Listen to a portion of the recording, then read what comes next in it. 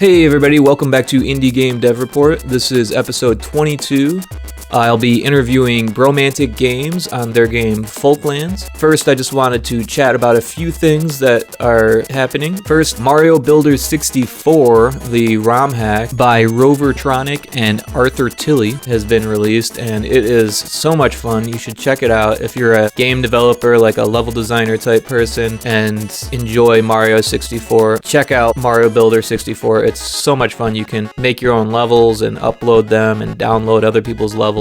Yeah, it's all within Mario 64 because it's a ROM hack. So it's just super impressive and it works really well. Second, Lone Fungus 2, the indie game, is mid Kickstarter. They've got 11,000 of the $37,000 goal.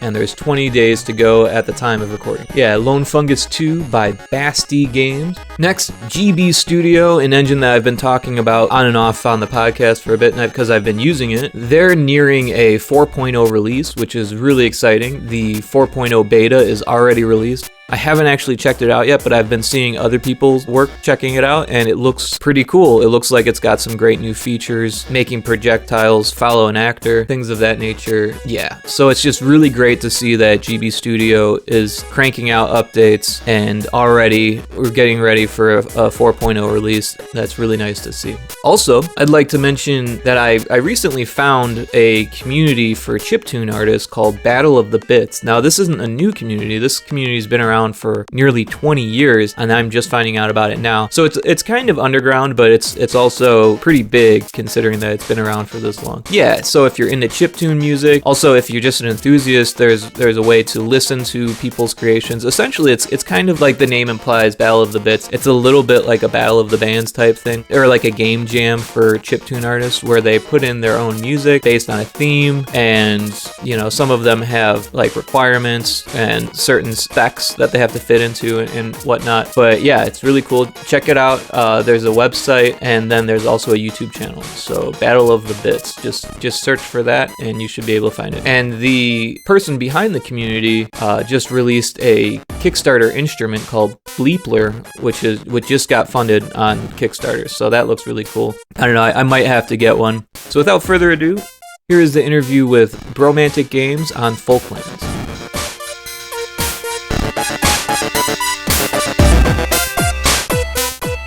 Hey everybody, I've got Daniel here from Bromantic Games. We're going to chat about Folklands and hopefully some other things. Daniel, would you like to introduce yourself a little bit? Thank you for introducing me, Rick. I'm Daniel. I'm one of the three brothers comprising Bromantic Games. This Norwegian brotherly game studio. We're making a settlement builder called Folklands. That's very exciting. That's really cool. It is very cool, and it's something we really enjoy doing as well. So let's talk about that. Yeah, that's so cool. I didn't know there were three of you. How long have you been working together? I don't know. We've been working together. I mean, for Folklands, we've been working on it about 2 years. But it's not the first game we've done. We did do another game project together, which is as a long story. It's about a card game that we think we spent like 9 years or something making it until we all realized we didn't really like card games, and then moving on.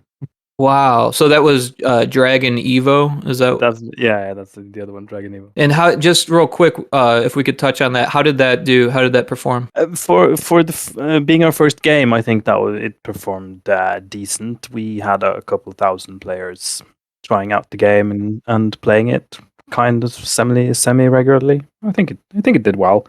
That's not bad at all. No, it's not bad at all. I mean, of course, that was over the course of however long the game was released. So it's, I think 2022 is what Steam says was the release date.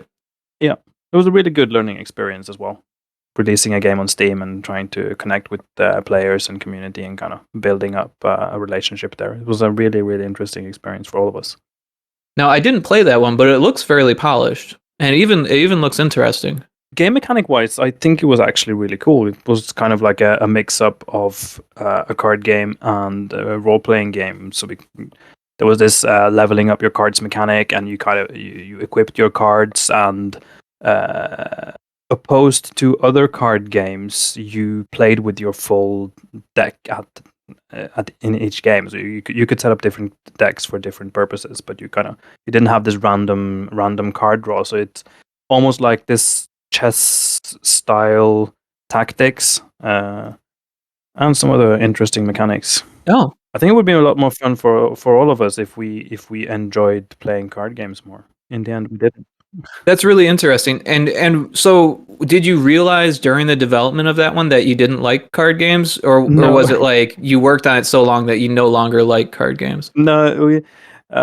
It came about because my the second brother, like Simon, he had this idea for a movie and a script like way back, and he made some lore around it, and even got some animators and people together, but that didn't materialize. So he had this entire world built up with lots of cool stuff in it, and we were just chatting, and I can't remember if it was me or him, like came up with the idea of maybe we should just make a card game, because we kind of liked card games, physical card games, and there wasn't that many virtual card games at the time.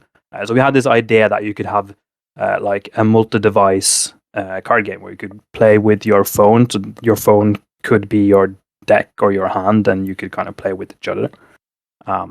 Sure. That was kind of like the start of it, and then it just went on from there. But we never really sat down and had a chat about whether we enjoyed playing virtual card games. I don't know. It should have started with that. Yeah, so that must have been a while ago when you Yeah. first started that project. Then that's the whole landscape was different back then. It was. I think this was before even.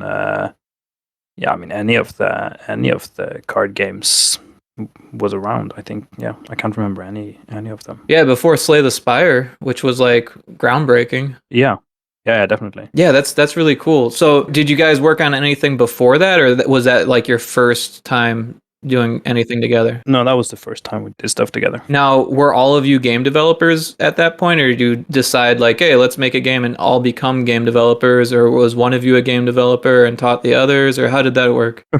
None of us were game developers at that time. I dabbled a bit with kind of trying to make game things, but it was never anything serious. So that was our commitment to game development. Simon is a really good animator and modeler, so he was doing that part of it, and of course he'd made up this whole universe. And then the last brother came on board a bit later, but he's making maps and kind of he's into this D&D style of gaming. So a little bit of narrative design, and making sure things kind of work well together. And he's a really, really good tester. So okay, so game design as well then. Yeah. So all three of us kind of fit together really well, I think. But so what's your specialty then? I'm developing. I'm doing most of the coding, pretty much. So okay, programming, and then a little bit of like generalist stuff, I would imagine. Yeah. Very cool. And of course, doing the socials, like Twitter and Twitter X. I don't know. Sure. And you didn't mention the last brother's name. I don't want to leave him out. Oh, definitely. We've got Simon, Daniel, and Sebastian. Okay. Yeah, I just didn't want him to feel left out. Oh, absolutely. So that's really cool. Now, when you guys got together, did you just pick an engine? I'm kind of guessing that you're using Unity, but that's just a guess. For the Folklands, or for the first game? Well, for the first game, I'm guessing Unity. For Folklands, it seems like it could be anything. Yeah.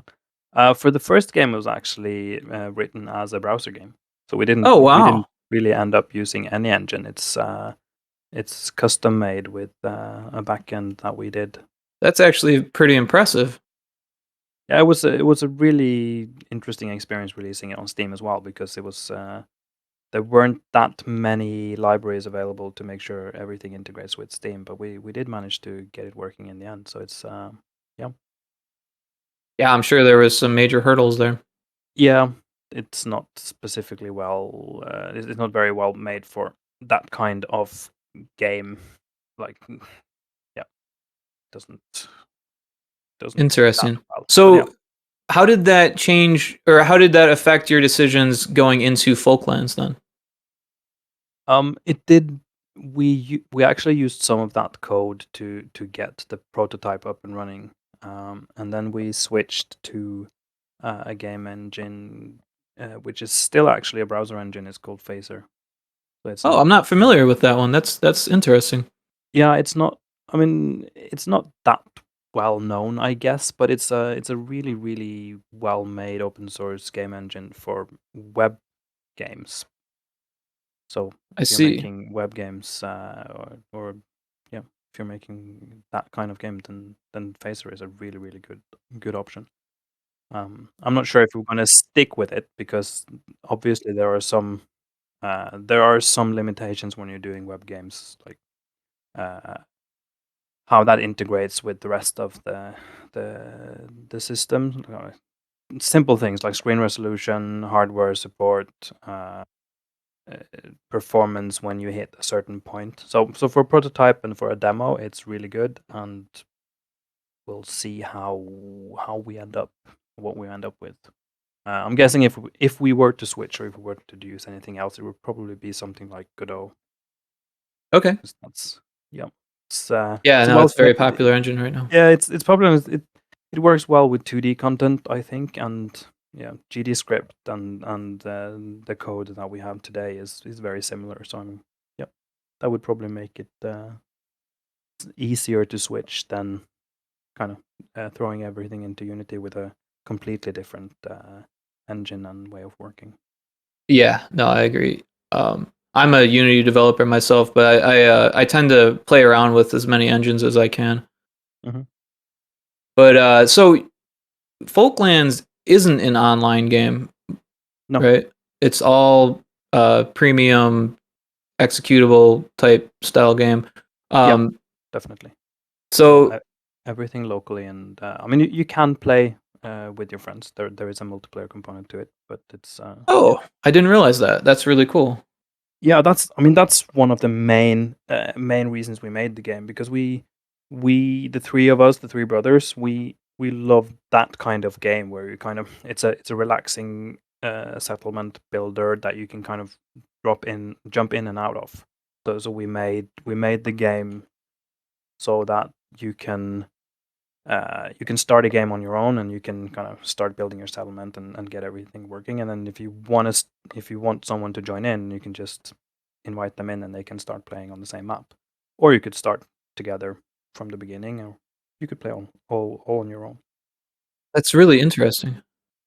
Yeah, we wanted this. I mean, we're living in three different areas of Norway, so kind of synchronize. And I've got three kids. My brother, one of them has got four kids, and the other has none. So it evens out. But like life wise, we're in this situation where we can't always kind of synchronize when we want to play. So being able to have a game we could just easily jump in and out of whenever we needed to, and we could still continue playing it on our own if we wanted to. That's kind of the feature set we really wanted in the multiplayer part.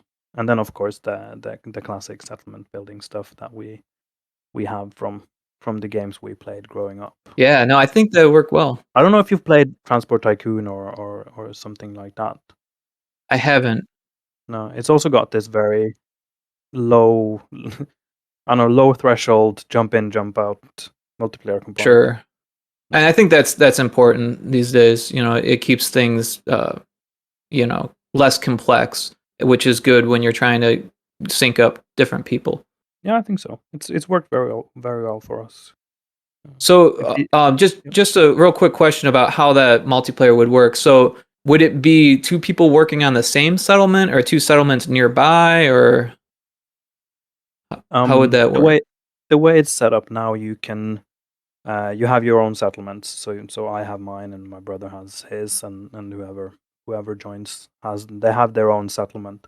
The game simulates the settlement, even whether you're in the game or not. It's still your woodcutters they're gonna chop down trees, and your farmers are gonna harvest, and all that just keeps going even if you're not online. You can jump in and out of the game, but you'll control your settlement, and I'm controlling mine. And then Interesting. you can trade, and you can there is some kind of it's not conflict mode yet, but there is some kind of interaction that we actually just posted that on our Steam page, how the interaction will work.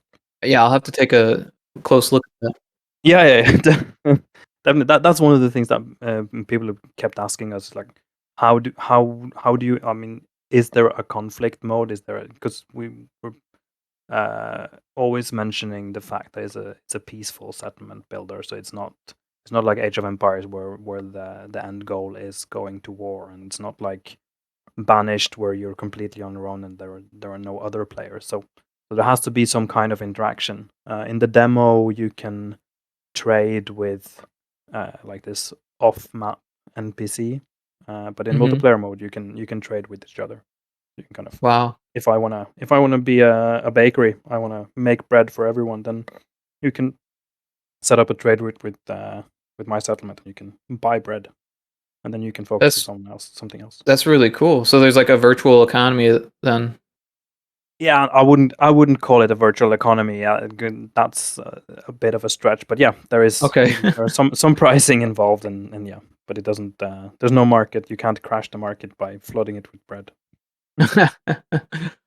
Well, I guess that's good. Yeah, I think so.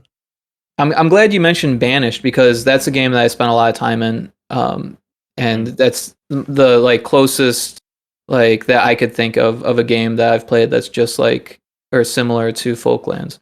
Um, Yeah, I think so too. Banished is a huge inspiration for us. We've played a lot of Banished.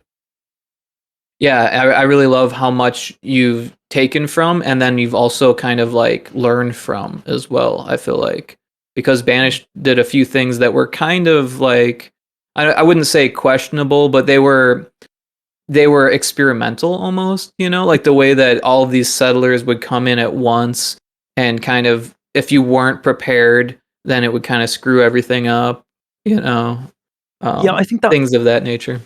Yeah, I think that's where I always struggle with Banished as well.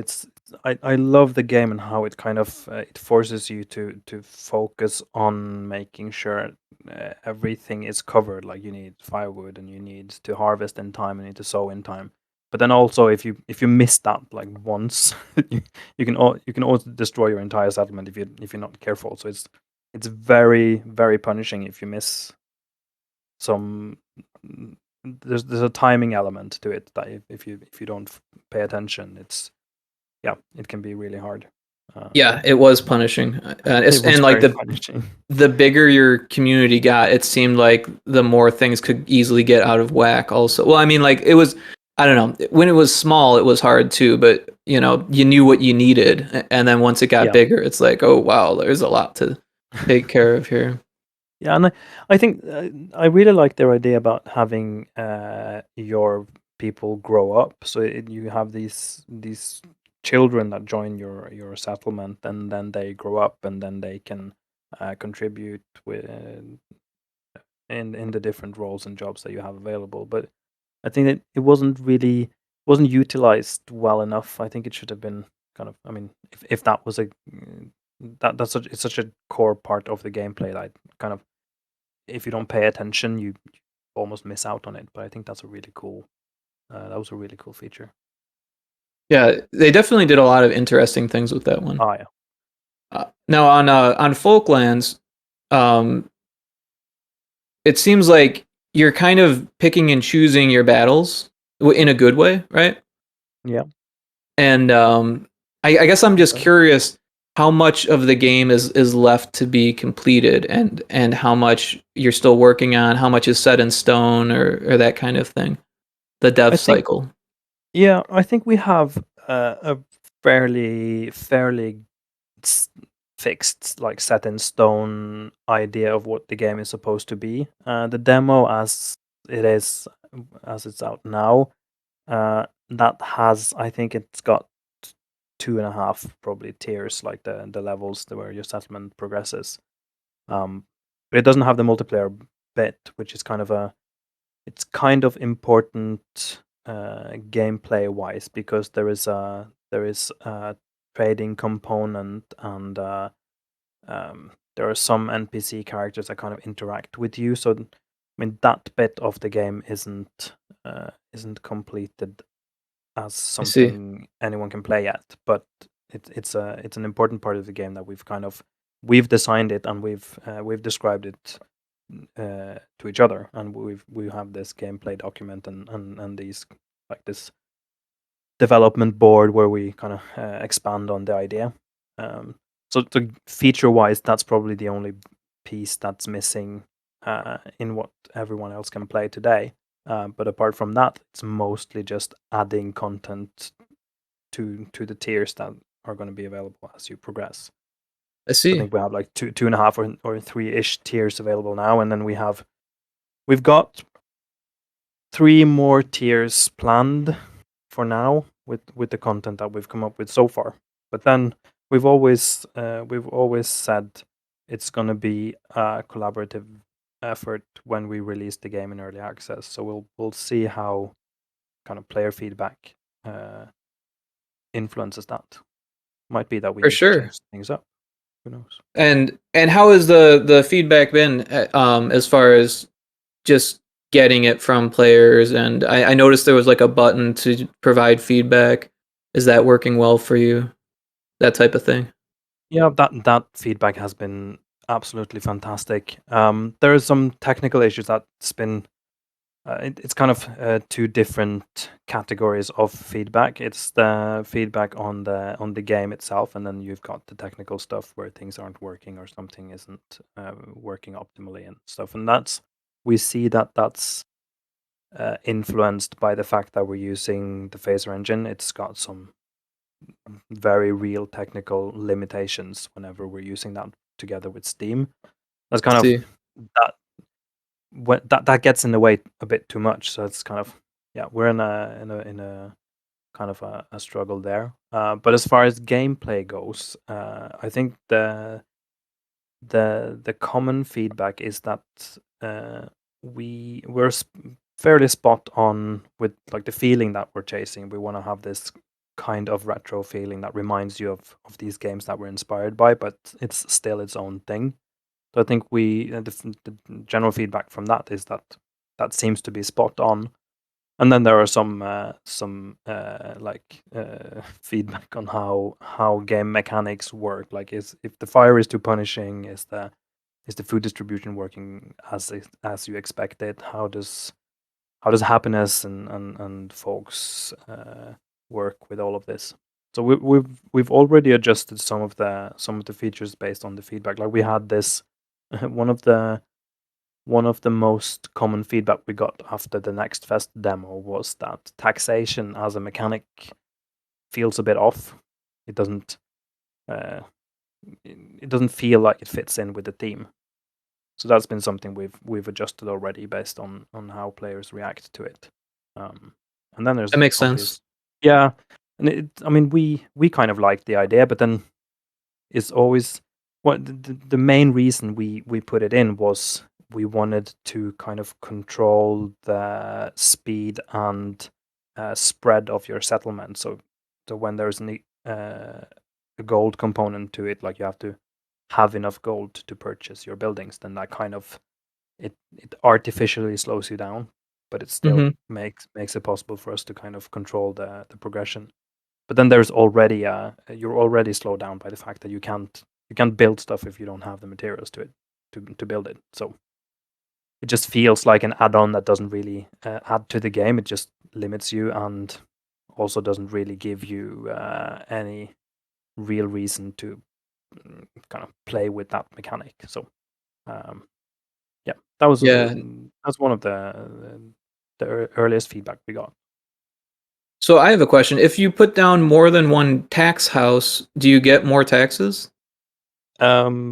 Today, I just think they cooperate Ah, okay. together to tax your entire settlement. They get your taxes done faster. They get it done faster. Interesting. It's not like Robin Hood. Yeah. That Um, would be yeah. We discussed that how the taxation should work. Like if you need more money, just put down more uh, tax collectors. But that would be yeah, that would make it even less fun. right. It could potentially break things in the Yeah. progression and stuff like that. Interesting though. I really like how it comes together so easily when you're playing. It's like, go get trees, go get rocks, and it's make a road, you know. And then everything is pretty well laid out as far as the UI and like the explanations. Um, I was having a little trouble trying to figure out how to make more tools, but I think you can't really do that in the demo. You have No, to that's like get them from a trader, right? yeah, that's correct.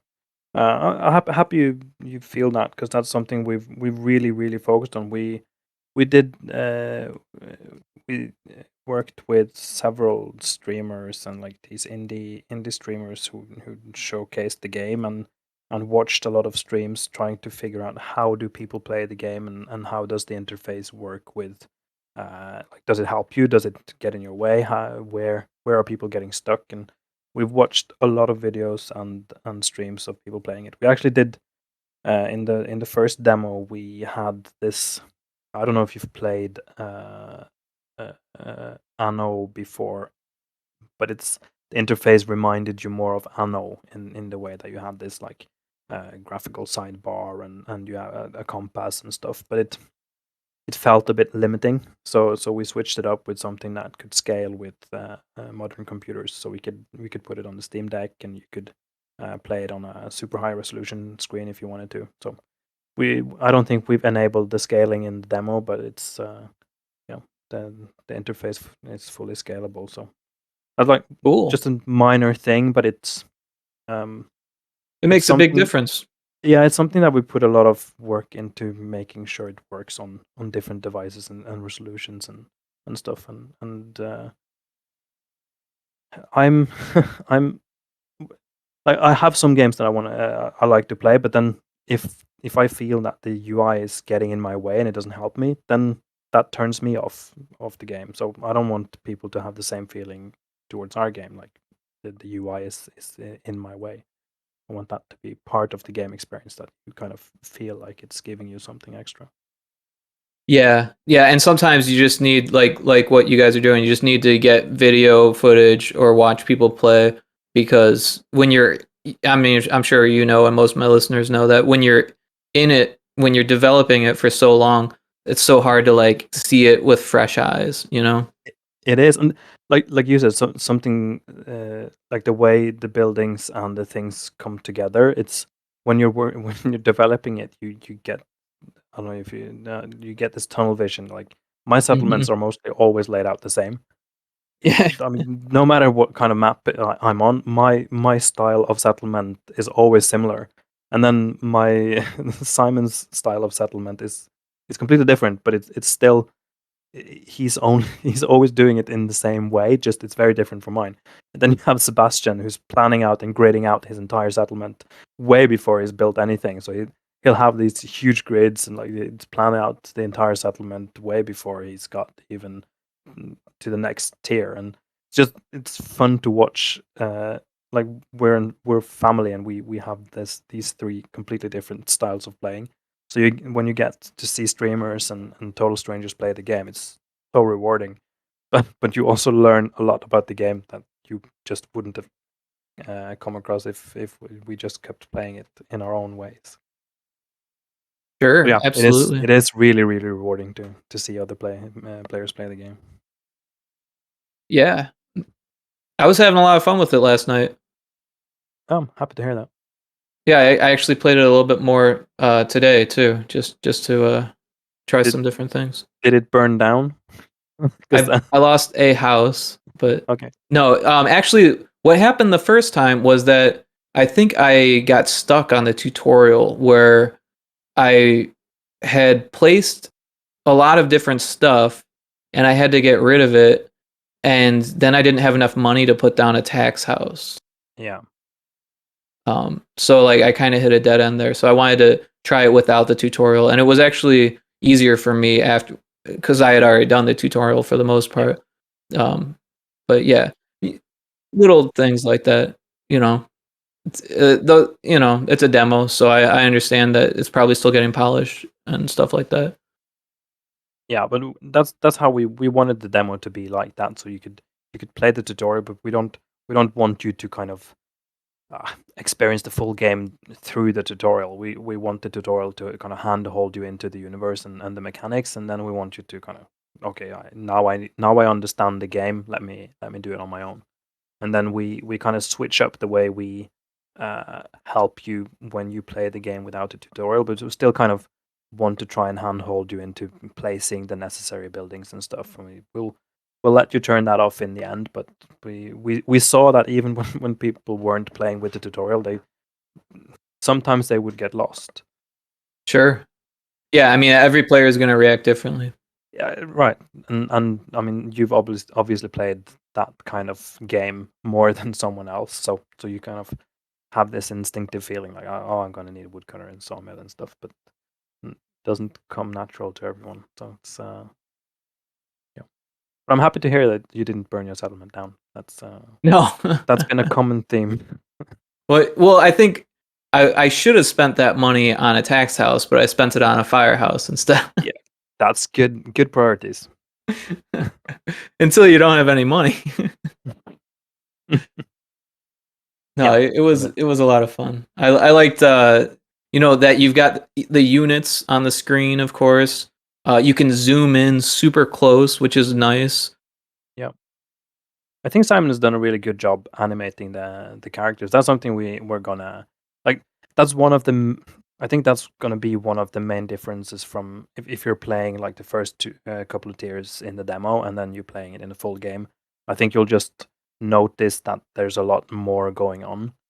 Like right now, you can see them kind of sitting down and chatting a bit if you don't have anything to do. But then uh, our plan is to like add more things that they'll do. So you'll kind of uh, feel that they're living their own lives. You're only you're affecting them and you're telling them what to do, but they'll still feel like they're going about their own lives. Sure. I think when we added the chatting and the chat bubbles over their heads, I know it's fully random, but sometimes you'll have two folks standing together and one heart pops up above their head and it's like, oh yeah, they're falling in love, but there's nothing like that going on. It's just random, but I don't know, it just gives them. It feels like they have personality. Yeah. That's what we want more of in the full game. So we've already talked about how can we have you feel that the game is going on as you play it. Like how do we give you the feeling of the folks going around the settlement and going about their lives.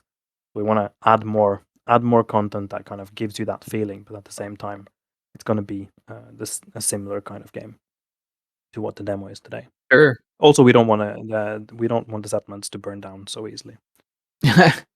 I'm sure there's always balancing involved. Yeah, lots of that. Probably till even the late stages. So you seem like a pretty advanced programmer. Do you have any background in programming? I've been programming since I was like 12, 14-ish. So I've Okay. always loved programming. Now I'm past 40, so that's it's a long time. That means I've been programming for a long time, but I haven't done game programming for that long. It's that's a whole different type of programming. Sure. It's venturing into things like graphics and like Game design graphic as well. game design, graphic hardware, and like this kind of optimization. I'm working as a full stack developer in my day-to-day job.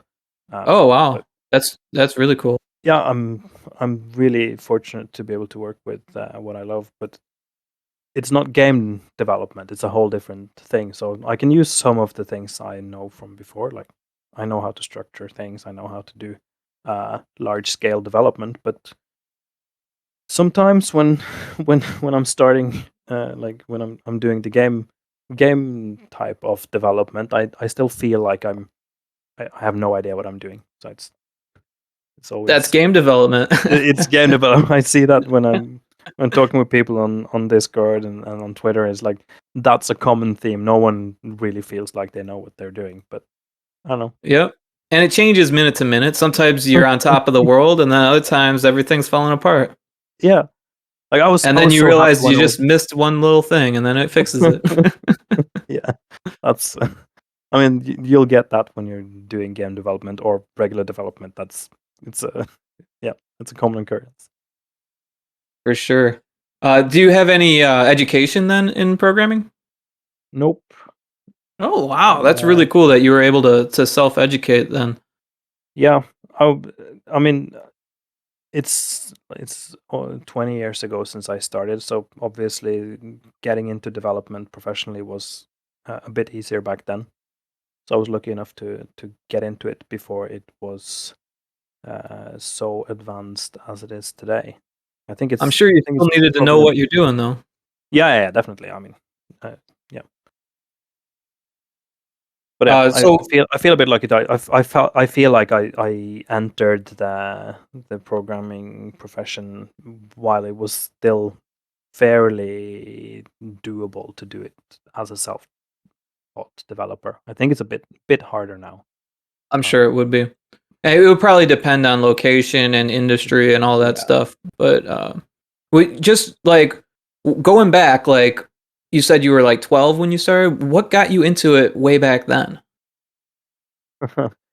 um, I remember I discovered it was my father. He was working with computers. I discovered that you could write scripts that you could kind of make interactive, like give you kind of text adventure style game.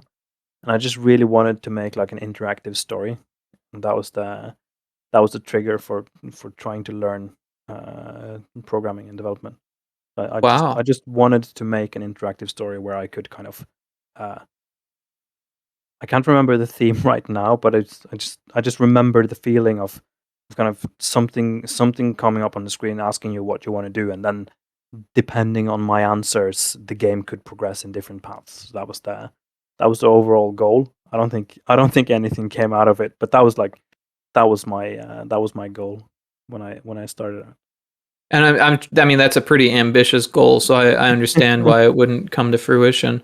Yeah, But especially as so 12.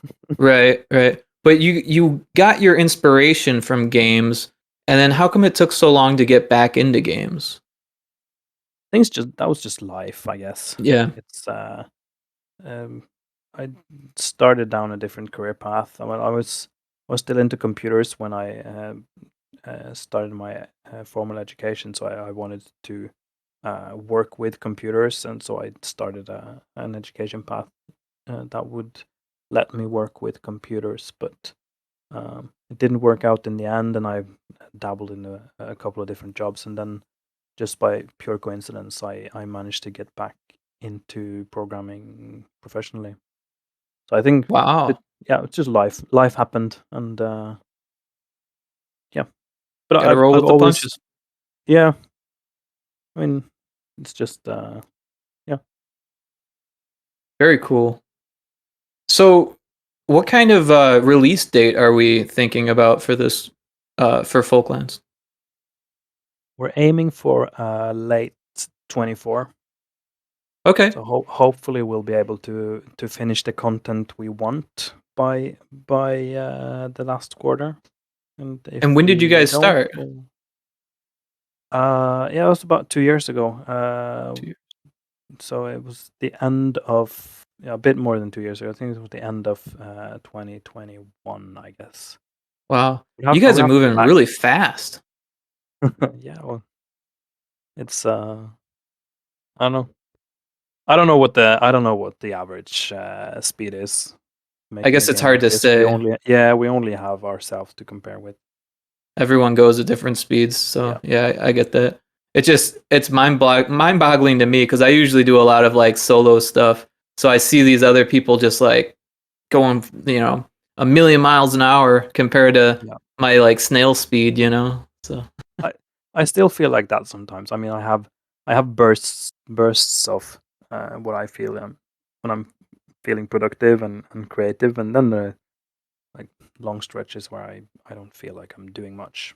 So it's I think it's common when you're not doing this full time. So you'll have to make it fit your like day-to-day schedule. So for sure. we're yeah. I Yeah. don't know what the average speed is. I can't really say if we're fast or not. Well, I think you guys are going pretty quick. Yeah. Just judging by 2 years and how much is in there, how polished it is. Yeah.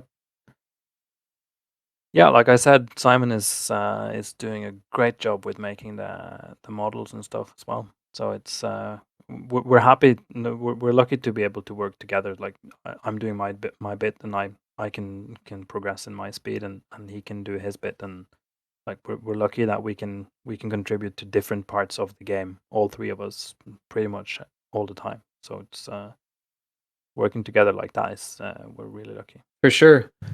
Now, have you guys thought about finding a publisher? I know you self-published your last game.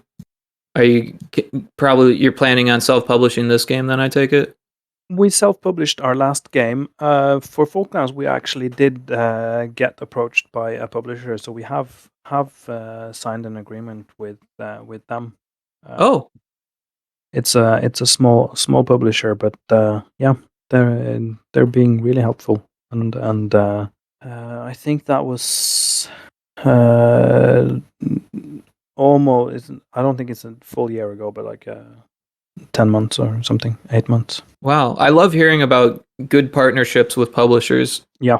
There's so many not great publishers out there that it's just awesome when someone finds a publisher that's actually doing the right job, doing it well, right? Yeah, and it feels like, I mean, for someone like us, we have no experience with teaming up with publishers from before, so we didn't really know what to expect. But yeah, they've been really helpful, and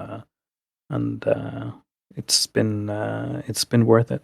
So, yeah, Can you talk about some ways that they've been helping you out, or they've helped us a lot with getting more eyes on the game. So some reaching out to some of the bigger streamers to making it available, making them play the game. sure? That's given us a lot of exposure. So I don't think we would have gotten that without the publisher. We would still try and reach out, of course, but having someone who have some they have some contacts. That's, I mean, as I think as an indie developer, the hardest bit is reaching players. It's very different.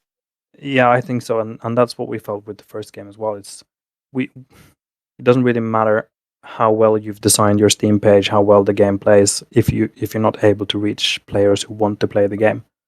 I think that's definitely the biggest help, and we see they've done that with the other games they're publishing as well. So having someone that can do that bit for us, and the fact that they're better at it than we feel we are, I think that's probably the biggest. If I could just pick one thing that I wanted a publisher to help with, it's reaching players. Sure. So, yeah. Well, that's fantastic that they're able to do that, because that would be like the one thing that I would be worried that a publisher says they're going to do and then they don't actually do it. So yeah, no, we've been really lucky with that. So just for that alone, I think it's worth it. And then yeah, they'll help us with some concrete feedback on how the game plays and game mechanics and their experience in that field as well, and bringing on some QA people and hooking us up with the right people when we ask for it. So it's wow. Yeah, they've been doing a fantastic job. We're really, really happy. What's the name of the publisher? Tribal Storm. Tribal Storm. Yeah, I've never heard of that, but that sounds interesting. Yeah, very cool. Are they local, or are they like national or multinational? They are multinational. I can't really say which country they're from. I can't remember. That's all right. So it's yeah. Cool. That's great that you were approached and it worked out. That's Yeah. fantastic. Yeah, we're really happy with that. So very cool. Well, we've covered quite a bit. We're about 50 minutes in. Is there anything that we haven't talked about that you wanted to chat about? nah, not really. Can't really. I wasn't really sure what to expect. I love being able to talk about the game and the genre. So just having someone that likes the genre and speaking about it, I think that's really really cool. Yeah, we can chat a little bit more about other games in the genre. I played quite a bit of City Skylines. Yeah. That's kind of in that genre. Yeah, it is. Not quite, but almost. I really did play a lot of Banished though. I really enjoyed that one. Yeah. What was another one? Something about Mars, right? Where you're colonizing Mars, surviving Mars. Yeah, surviving Mars, and that was an interesting one. Yeah, I still have that on my wish list. I haven't played that yet. It's deep. It's a deep game. Yeah, but it was fun. I didn't like get crazy far or anything like that. I think I ended up just moving on to something else eventually, but I had fun with it for sure. Yeah. Any other games? I think if I were to pick one, it would probably be the Anno series, Anno and Settlers series. That's like I've always enjoyed the games where you have I don't know, a one-to-one relationship with the tree. so you'll see like in Settlers. I remember that when I was younger. You saw the guy go up to a tree and chop it down, and then it became a log, and then he'd carry that log into the sawmill, and then he'd turn that into a plank, and then carry that to your warehouse, and like this very tangible connection with how everything that was being made was kind of it was made manually, like someone chopped down a tree, and you could kind of yeah. No, that's a great, fantastic point. I mean that like makes the game feel like it's got a life of its own, you know? It does. It gives you this connection with the game more than because you have a similar thing. Well, it's not similar, but like when you're playing Age of Empires or StarCraft or that kind of strategy game, it's more about making numbers go up than actually having like a like where each number is represented by a thing on the screen.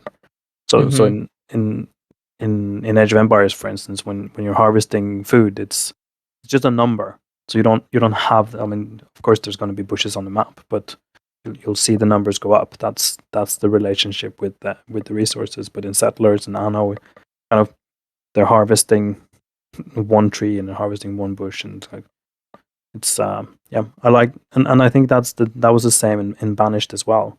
Mm-hmm. So you had this very very real connection with what was going on the map.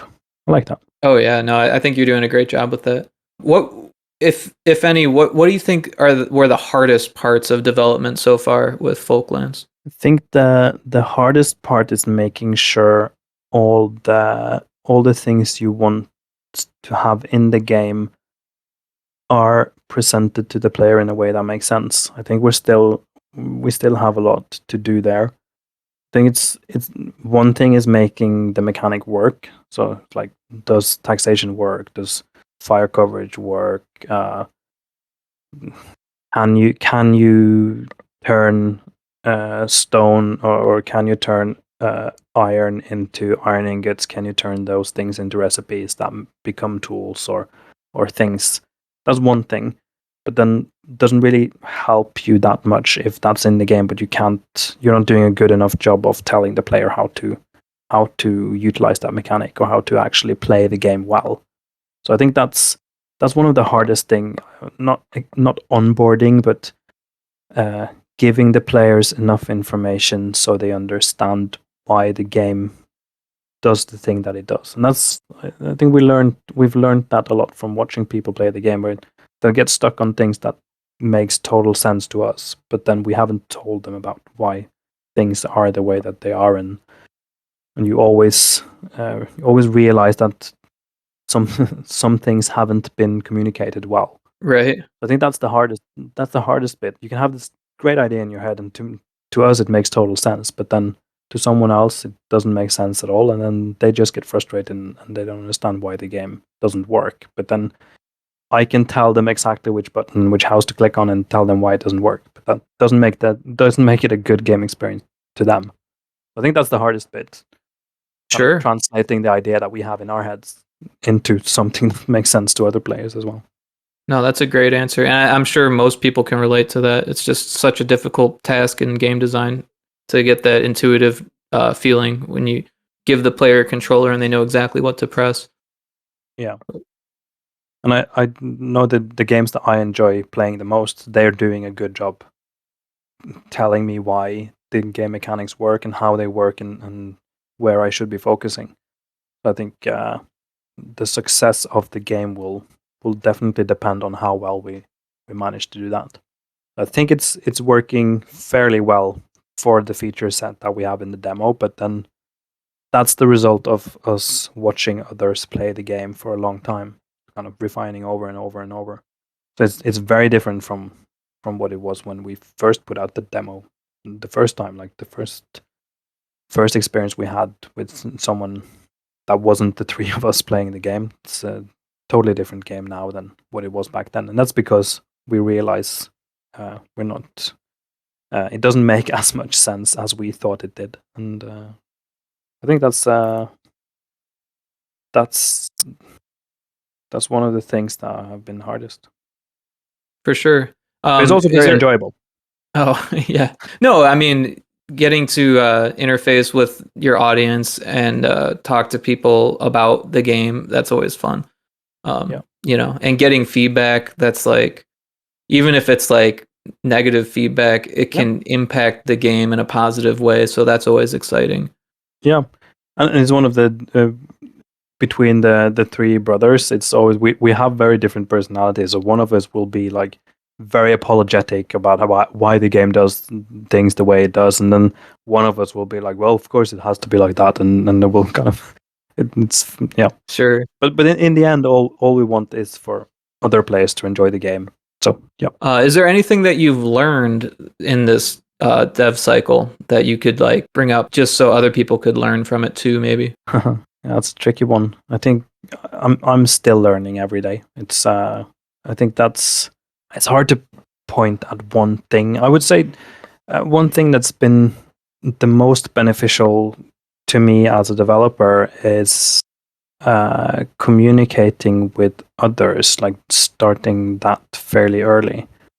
Communicating to other developers and trying to join a community, so you don't feel like you're doing it all on your own with no feedback. I was like, we're lucky enough to be three brothers, so we give each other feedback. But then sometimes one of us or the two of us will be a bit busy for extended periods of time. So we'll kind of there will be like a week or two or something where we're working on our own, and then you kind of don't have the feedback, so you feel like you're in this bubble. But that's, I mean, I know, or we know that give it a week or two, and then the other brothers will come back.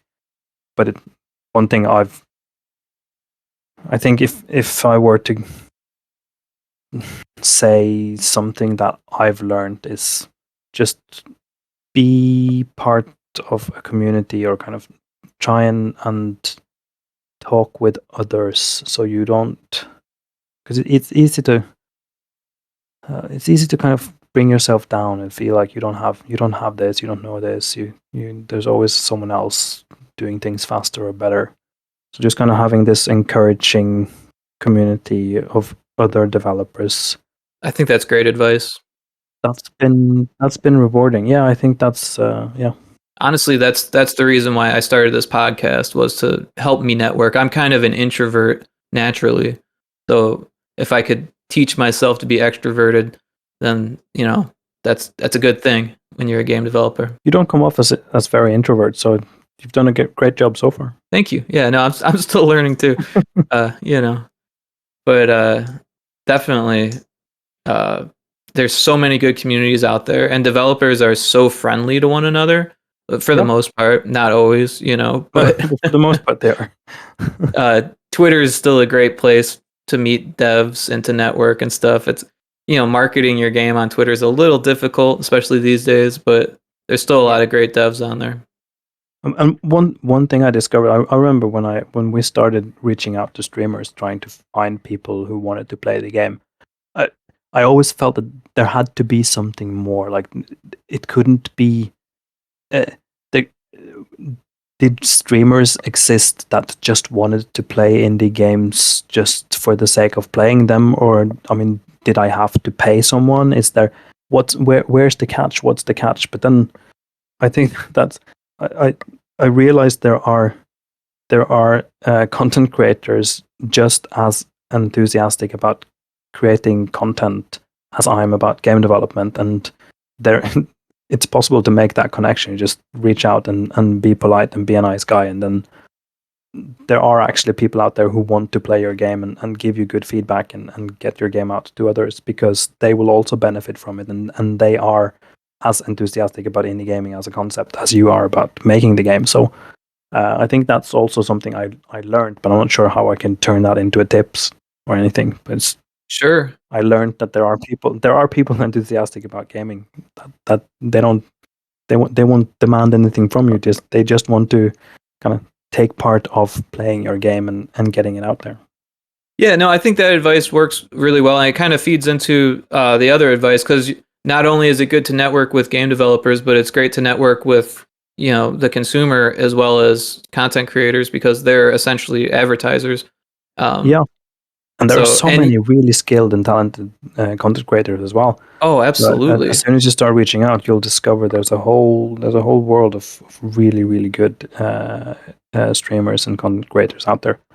So yeah, of all different varieties and sizes, and they have different specialties. Yeah, different personalities. There's a content creator for every indie game out there for sure. Yeah, I think so. Have you come across any good ways of meeting content creators, or have you put that mostly on your publisher? Right now, we're not reaching out to new content creators. They've helped us a bit in the last 6 months or so. But before that, it was just browsing Twitter and YouTube and searching for streamers within our category and just trying to approach them in a friendly way. Sure. We started out almost a bit apologetic, but then we realized there's no point. There's no reason to be apologetic. They know what they're doing, and they're doing it for the same reason we're making the game. So just finding streamers that cover the same genre. Try not to be an idiot when you're talking to them, because being polite and friendly is always gonna help. So I think that's just, I can't remember the question now. I just keep babbling. No, that's okay. You totally answered the question. Here's another question. You talked about hopefully releasing at the end of 2024. Do you have something in mind after this? Not after the game. Releasing, when we're releasing, it's most likely going to be early access. Okay. That's very cool.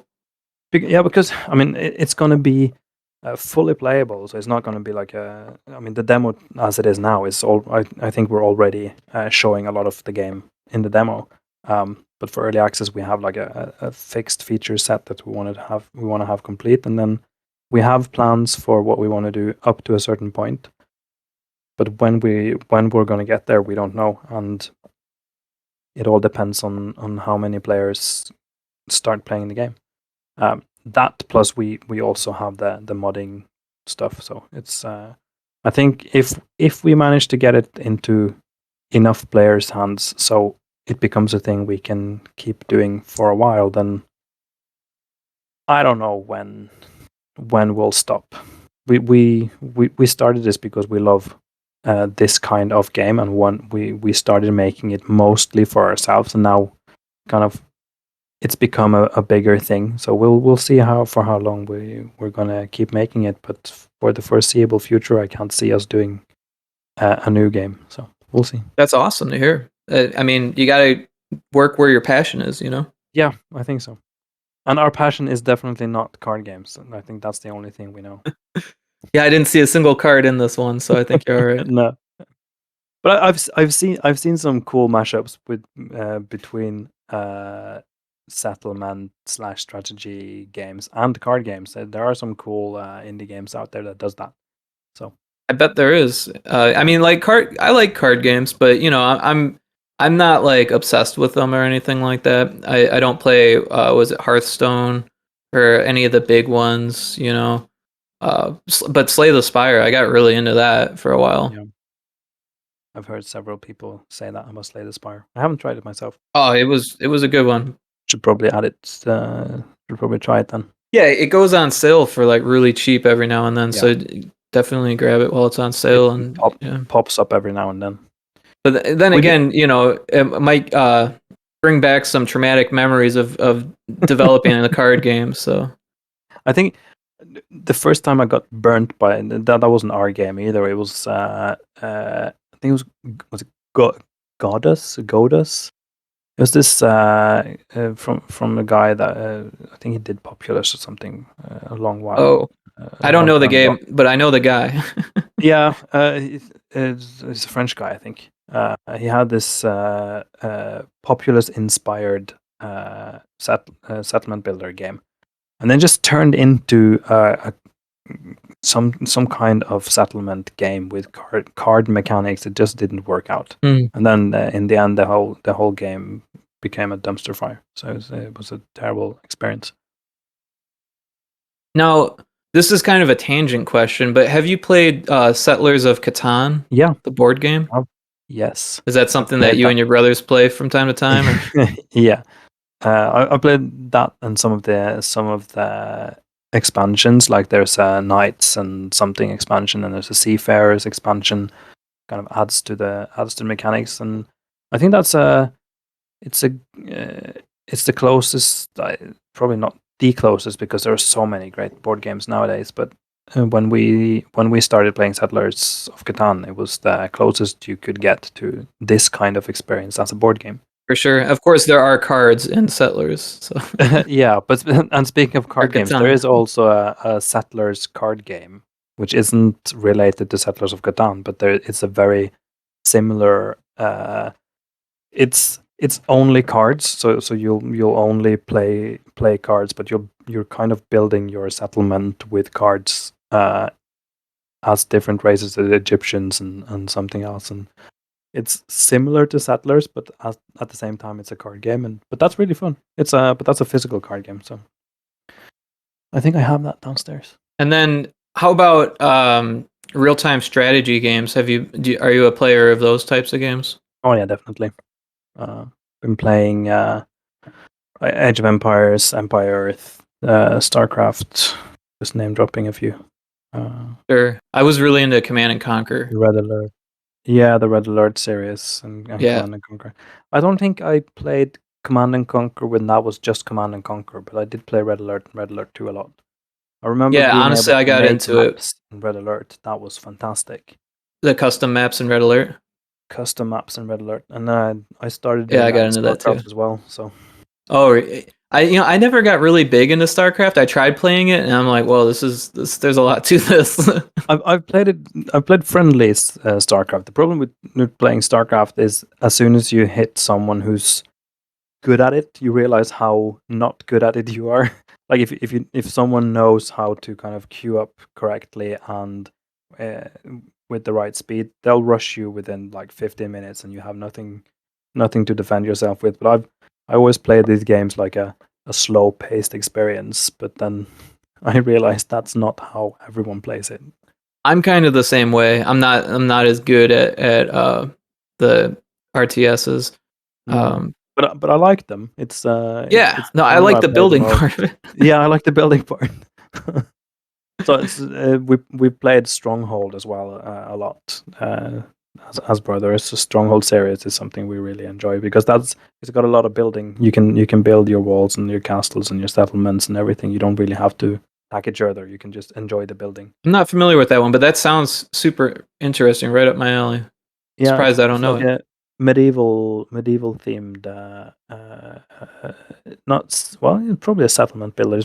It's revolving around a castle type uh, structure, but then you build like your entire settlement around it. So it's really fun. There's also the Cossacks games and American Conquest. That was really fun. Cool. Yeah. And again, I'm not familiar with it, but it sounds like you know a lot more of these games than I do. But that's good. I'm not very deep into them, but I like that genres. I've tried a lot of those games, but yeah, like I say, as soon as I meet someone who's good at it, I realize that I'm not good at it. I just like the genre. Sure. Sometimes that's important when you're designing a game to like think about the parts of the game that you really like and then Mhm. make them surface more than other games have because other players might be like you. I think so, and I think that's one of the reasons why we're making Folklands the way we do. Like it's a we want it to be a relaxing experience. We want it to be a peaceful experience. Of course, we need to add some kind of game mechanics that makes uh, playing together with other players meaningful. So whether that's trading or like territory pushing, grabbing, like some mechanic around that, uh, it feels like that needs to be in there. But we none of us like or enjoy the combat part of the other games that we've played. So combat will never be a big part of the game we're making. And I think that's like you said, we enjoy the game genre and we enjoy a very specific part of the game, the building bit, not the attacking and destroying each other bit. So I think that's like you said, that's why we're making the game we want to play. No, that sounds right on. Mm. I mean, I know there's a lot of people who also like this type of genre, but lean towards the combat side, Yeah, and you know that's acceptable too. But I think there's a lot of games like that, and there's less games where it focuses on the you know the positive aspects of it rather than the yeah. destruction. I don't think there's many games that kind of fully lean into the building bit and don't end up with kind of tacked on, whether it's a tacked on combat bit or like building is just half of the game and you're supposed to also be doing the conflict bit. I just don't feel there's that many games that stay in this peaceful kind of relaxing uh, mode. The only one I can think of, which is actually we don't speak about that a lot because it's not that known, but it's have you played a game called Foundation? Foundation. No, I don't think so. I read the book series Foundation, but I don't think that's Oh, related. I don't think that's related either. And there's a fairly new indie-ish game called Foundation. It's kind of medieval themed, uh, but they're staying with the peaceful atmosphere, and they haven't added. That is one of the games where I've played it and played it and played it and kept being interested in it, but I've just kind of waited for when were they going to add the conflict bit, because it just feels like a game that in the end there's gonna be conflict mode in it. Like combat will be part of it, but it hasn't, and it doesn't seem like they want to add it either. And I think that's one of our big inspirations. We want to stay true to the way we want the game to play out. I think that's really smart. I mean, Mm. right now we're kind of at this unique time where uh, like cozy games have been trending for a while now that Yeah, we're looking at why do games have combat? You know, like is there other ways to involve tension on like a more cozy level? And yeah, that's what people are looking for right now. So I it think makes so. sense. Yeah, I think so as well. And I think there's definitely a market for I think more now than ever. yeah. I think there's definitely a market or say a player segment that want that kind of game experience, that they're not chasing the combat mode, even though it seems like that's like combat is the main part or main driver for most of the games. I don't think that it has to be like that. Yeah, there's so many combative games out there, and like 1v1 or like PvE, or different types of games that are catering to that, or at least Yep. have it tacked on, that Yep. like it makes sense that there's like a need for games that don't have that. Yep. I think so. And I mean, it's perfectly fine. People like what they like. I'm not Sure. saying one is better than the other. It's just I don't feel there is enough games that kind of explore this part of the genre I as much agree. as we try and do. I do think that we'll be seeing more of them. Yeah. Because of this trend. I think so too. And it would be cool to be part of the start of that trend. I think you are. I think this is where it's going. Yep. That's our goal. Very cool. Well, did you want to plug your social media so people know where to find you? Sure. Check out Folklands game on Twitter, or just search up Folklands on YouTube or Steam, and you'll find us wherever you can search for Folklands. Yeah, I saw you're on Itch as well. Yeah, on Itch. We're on Itch. We have a Reddit subreddit as well. So. Oh, cool. Folklands is either Folklands or Folklands game, depending on what was taken at the time. Sounds good. Cool. Well, I really appreciate you coming on and chatting with me about the game.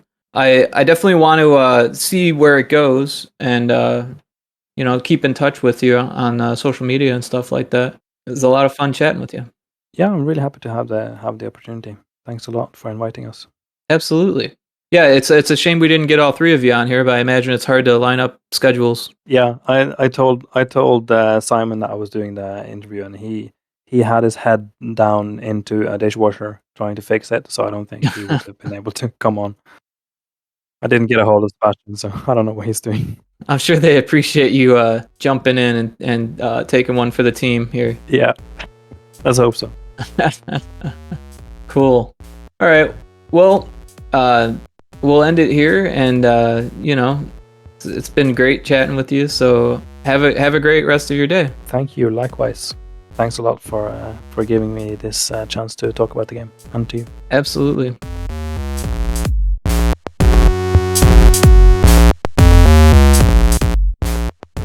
Thanks everyone for listening.